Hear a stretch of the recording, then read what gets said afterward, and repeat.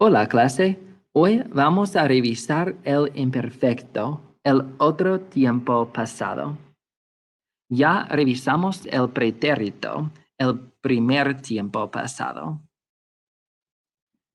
Before we look at the imperfect here, el imperfecto, I want to remind you that for el pretérito, we had some key words that we used to help us remember when we used el pretérito. So those key words were one time, completed,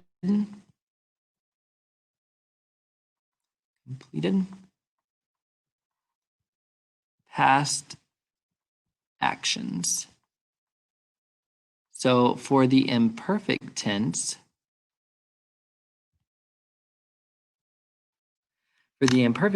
we're going to use a different kind of like keyword for that. And it's this, ongoing past actions. All right. So down here, we'll look at some of the specifics of when we use el imperfecto. So we will use the imperfect tense whenever we want to talk about repeated actions in the past. If we did something multiple times, like if you want to say last summer, I rode my bike every day, you would want to use el imperfecto. You were going to just say last summer on July 4th, I rode my bike to Indianapolis and back. You would use el pretérito because that just happened one time. Whenever you want to talk about habitual actions in the past, things that you did out of habit, like every day I ate breakfast at 8 o'clock, you would use the imperfect. But if you wanted to say, something specific like last Sunday, I ate breakfast at 5 o'clock, you would use el pretérito because you're being really specific about the time that you did it. If you want to talk about actions that we used to do in the past, you will use the imperfecto. So whenever you want to use that phrase used to, when I was a kid, I used to walk to the bus stop every morning. You would use el imperfecto because this is obviously an action that you did multiple times. So it was an ongoing action in the past. And there's really no specified beginning date or end date when you stopped doing that action. You also use el imperfecto when you're talking about actions that we were doing in the past. So if it was an ongoing past action, on Sunday you were studying, and if you were studying all throughout the day, it was kind of like an ongoing action that you were doing all throughout the day, then you would use el imperfecto, like estaba estudiando, I was studying. If you're describing nouns in the past, you're going to use el imperfecto. So describing people, places, and things, and what they looked like or what they were like in the past, you'll always use the imperfecto. I think hands down, the imperfecto is my favorite tense. Out of all the tenses, I like the way that it sounds when you conjugate it. I also think it's one of the easiest tenses as far as learning it goes. It doesn't have a lot of irregulars or anything like that, which you're going to see. So for AR verbs, we give them the nickname the ABBAs. Because they kind of all have that sound when you look at them. So for all verbs that end in AR, like the verb hablar, these are going to be your endings: aba, abas, aba, habamos, haban. So yo hablaba, tú hablabas, él, ella, usted hablaba, nosotros hablábamos, and ellos, ustedes hablaban. And this tense just gets better the more you study it. So ER and IR verbs, they have the exact same endings, so they get the nickname the IAs. And so here I've got comer and vivir, and I've conjugated them for you. Their endings are ia, ias, ia, iamos, ian. So for comer, let me go through those first. We have comia, comias, comia, comiamos, comian. And for vivir, we have vivía, vivías, vivía, vivíamos, vivían. And like I said, they're easy to remember because they all have ER and IR verbs all have the same endings, and then they kind of all have that same sound ES. I have really great news for you. If you're wondering if there are stem changers in the imperfect tense, the answer is no hay cambios vocálicos en el imperfecto. So, Feliz Navidad, early Merry Christmas to you. There are no stem changers. Your second question is probably, are there irregulares? Are there lots of verbs that you need to memorize that are, rule breakers?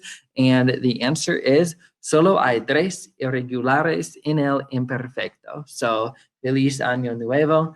There's really no irregulars besides just three, and they're all pretty easy to memorize. So I'll show you those next. The verb ser is a total irregular verb in the imperfect tense. But like I said, there's only three, so this is the first of three. You conjugate it as yo era, tú eras, él, ella, usted era, nosotros éramos, and ellos, ellas, ustedes eran. Now, if you've been paying attention, you will notice that in the imperfect, the yo form and the el, ella, usted form are always the same. So you know the difference by the context. Era and era, depending on how who you're talking about in your sentence, then you should be able to trace it back and figure out who your subject would be. Ir is also an irregular verb in the imperfecto. And so we end up with yo iba, tú ibas, él, ella, usted iba, nosotros íbamos, and ellos, ellas, ustedes iban. Ser, ir, they're irregular in the present tense, they're irregular in the preterite tense, so it shouldn't really be that big of a surprise that it's also irregular in the imperfecto. It does mean went, but remember that since it's in the imperfect tense, that it's going to be used in cases when you went somewhere, like probably multiple times, or like you went places out of habit.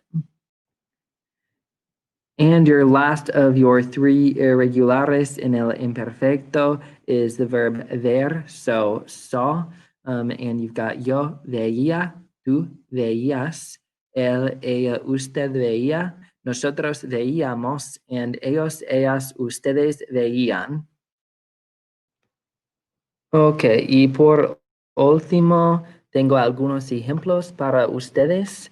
So, primero, Tomás jugaba con los carros. So, Thomas played with the cars. And since this is in the imperfect, we can assume that this happened, for an unspecified amount of time. We're not really sure when he started playing with them or when he stopped playing with them.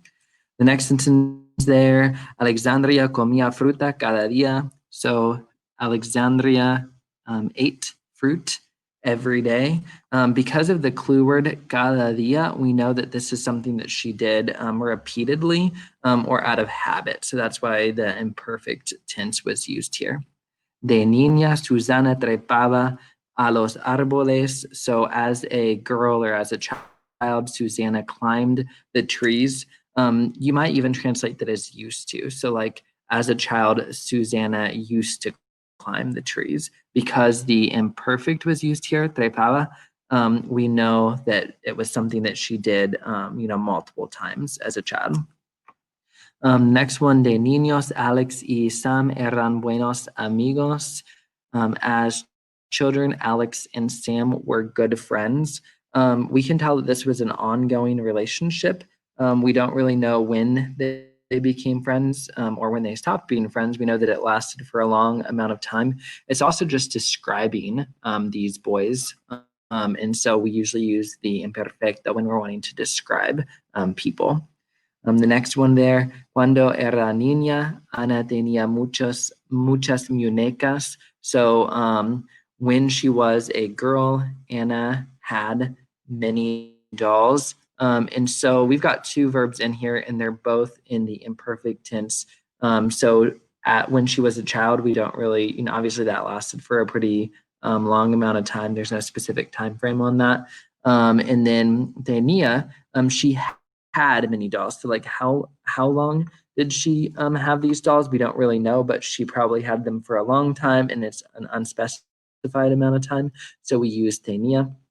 And then the last one, el último, nosotros íbamos al parque todos los días. This clue word really helps you. So it's saying every day. We went to the park every day. And íbamos is in the imperfect tense because this was a repetitive past action, something that happened multiple times and that was ongoing. Some other things that kind of signal the imperfect tense, if you do see de niña or de niños, those are also clue words. And cuando era niña or niño, that's also a signal that you're probably going to see el imperfecto in that sentence.